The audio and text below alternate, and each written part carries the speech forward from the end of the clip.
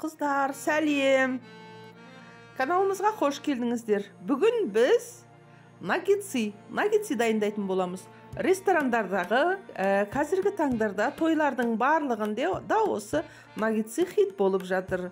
Бұл өте дәмді болып келеді. Түкті қиындығы жоқ, өте оңай жолы және өте дәмді. Күтірлік. Ауызға салған кезде, тістеген кезде қытыр етіп, қытырлық деймі, күтірлік деймі. Сондай дәмді наггетси қыздар. Мынау соусты да сіздердің көз алдарыңызда жасайтын боламыз. Арнадан алыстамаңыздар. Ол үшін керекті мінекей. Бір тауықтың грудинка дейді ғой, еті, грудинка еті. Сосын кейін мынау паприка, перец, черный қара бұрыш. Сосын кейін тауыққа арналған приправа болса, мейлі кез келген приправа бола береді. Тұз, өздеріңіз аджика, соевый соус деген сияқты. Подсолнечное масло, сұйық май. Ең бірінші мінекей. Бұның барын описаниеге жазып кетемін қыздар. Барлығын жазып кетемін. Ең бірінші пышағымызды қайрап аламыз дағы, міне мынандай қылып тураймыз етімізді. Жапырақ қылып тураймыз. Негізі біргелкі болғаны жақсы. Міне сіздерге кішкене жұқарақ болғаны әдемірек көрінеді. Күтірлік болып көрінеді, тұрады. Кішкене өстіп мінекей өздеріңіз көз алдарыңызда турап жатырмын. Тура осылай біргелкі қылып турап жіберсеңіздер болады. Міне көз алдарыңызда тура осылай тураймыз.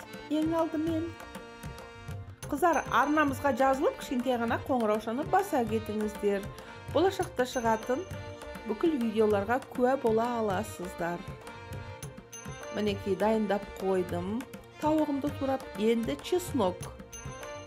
Чеснокты бір рет езіп жіберіп, согын шығарып жіберіп турасаңыздар өте жақсы болады. Бұны чеснок дейді, у сарымсақ дейді, әр жақта әр түрлі айтады. Кей жақта тіпті сарымсақ дейді бұны. Тағы не дейді? Тағы бір деген әр жақта әр түрлі енді. Ол маңызды емес, бірақ өзі осы чеснок деген нәрсе кез келген тағамға өзі бір ерекше бір дәм беретін және маринаттайтын бір сондай бір жақсы нәрсе. Чесногымызды салдық мінекей. Мен 2 штугын ғана салдым. Паприка. Паприка да тағамның түсін өзгертеді және бір ерекше бір дәм береді деген сияқты. Міне мынау приправа. Тауықтың приправасы болса жақсы болар еді, конечно. Қара бұрыш.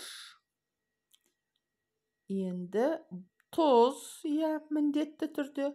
Тұзды көп қоспаймыз, өйткені біз қазір аджика қосамыз, соевый соус қосамыз, екеуі де тұзды нәрсе ғой. Аджиканы көп қосуға қорықтым. Өзі тауығымда көп емес өзі менің. Сондай етте көп емес. Сұйық май, кішкене. Соевый соус. Осының бәрін қосамыздағы. Араластырып жіберіп, 1,5 сағатқа қойып қоямыз, бетін жауып. Түкті қиын емес екенін қыздар. Жасаған кезде өздеріңіздің көздеріңіз жетеді. Бірақ енді керемет дәмді. Балалар да жақсы көреді бұны. Әлгі фастфудтарда да сатады ғой бұны. Адамдар керемет жақсы көріп жейді өзін. Кетчупқа матырып жейді. Соусты да мен қазір осы сіздердің алдарыңызда жасап көрсетемін. Мінекей қойып қойдым. Жарты сағатқа бетін жауып, ауа жібермес үшін целлофан мешочекпен жауып қойдым. Ал енді соус. Соусқа келетін болсақ, ешқандай кетчуп қоспаймын. Кәдуілгі помидор, чеснок, кинза, петрушка және көк сарымсақ. Зеленый лук. Майонез және тұз. Барлығын жазып кетем қыздар описаниеға. Мінекей помидорымды через терка өткіземін. Өстікті қиындығы жоқ өзі, ең оңай нәрселер. Бірақ енді керемет дәмді. Помидор, майонез, чеснок, мына ас көктөр. Тұз, әлбетте.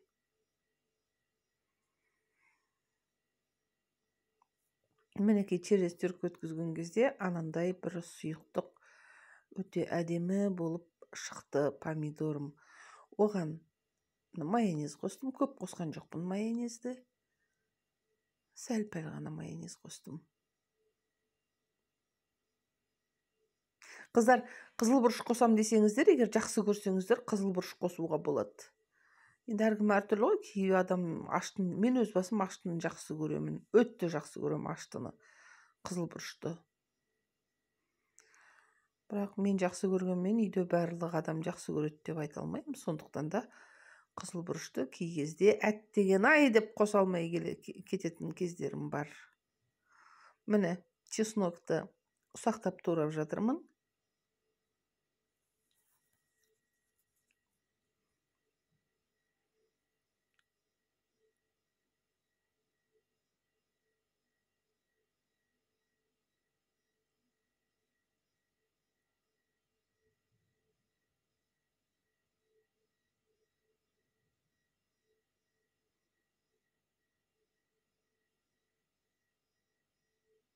Чеснокты қостым, енді зелендер.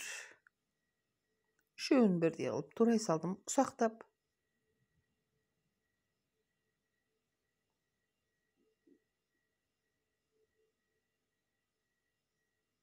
Енді бұны араластырып тоңазытқышқа сала тұрамын қазір. Тұз салдым. Тоңазытқышқа қоя тұрамын тура осы қалпында.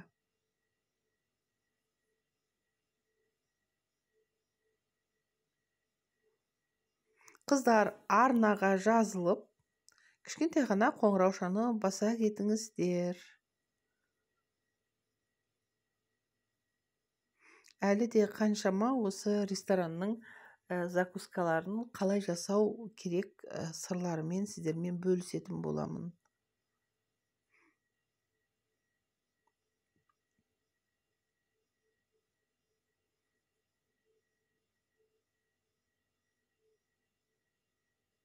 Мінекей, дайын болды. Маринатталды жаңағы етім менің. Маринатталды. Енді не істеймін? 2 жұмыртқаны кесеге жарып, әптен езіп аламын. Езіп аламындағы тұз ештеңе қоспаймын, қыздар. Біркелкі болғанша еземін. Содан кейін жаңағы маринатталған етті ең бірінші ұнға аунатамын, сосын жұмыртқаға аунатамын, содан кейін темперный сухарикке аунатамын. Темперный сухарик жоқ болса, қыздар, панировочный сухарикке аунатсаңыздар болады. Кез келген дүкендерде сататын панировочный сухарик 150 теңге тұрады ау деймін. А мынау темперный сухарик бұл көбінесе ресторандарда қолданады. Кішкене қымбатырақ тұрады бұл темперный сухарик. Негіз темперный сухарик әрине жаңағы панировочный сухарикке қарағанда әлде қайда өзгеше болады. По-ресторанский болады. Мінекей, етті алдым, ұнға бір аунаттым, жұмыртқаға, одан кейін сухарикке. Болды. Түкті қиындығы жоқ, қыздар, жасай кетсеңіздер, түк қиындығы жоқ. Зато үйдегі балалар сондай жақсы қатты қуанатын болады. Балалар жақсы көреді ғой бұны.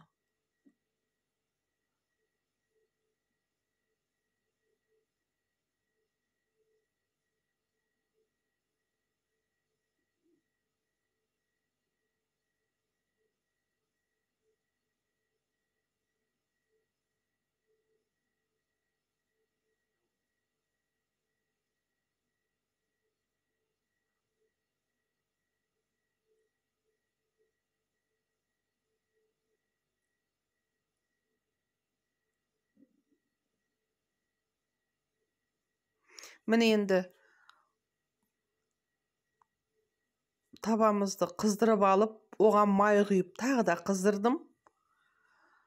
Дайындап, барлығын аунатып алған мына наггетсиімді салып қуырып жатырмын.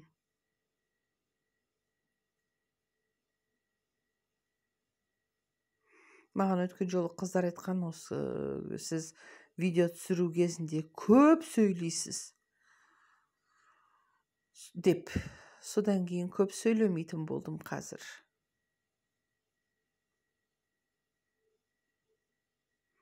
Қазір кішкене қуырылғаннан кейін күтеміз. Қызару керек қыздар. Сарғайтпаңыздар, қызартыңыздар.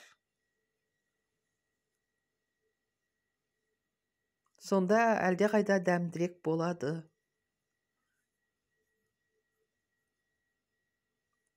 Мына жерде қыздар экрансыз, телефонмен мынау сары болып көрініп тұр, ал енді телефонсыз былай қарағанда мынау өте жақсы болып қызарды. Негізі қызарды. Білмеймін, телефонның экранында бұл сап-сары қалпында қалып тұр, шик сияқты болып.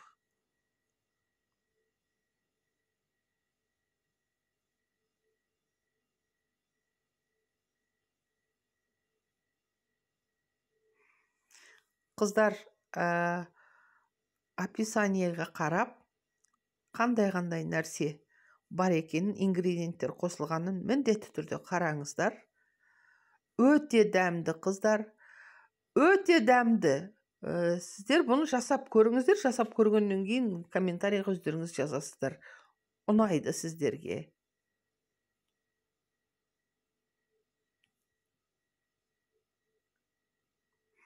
Өз сондай бір дастарханның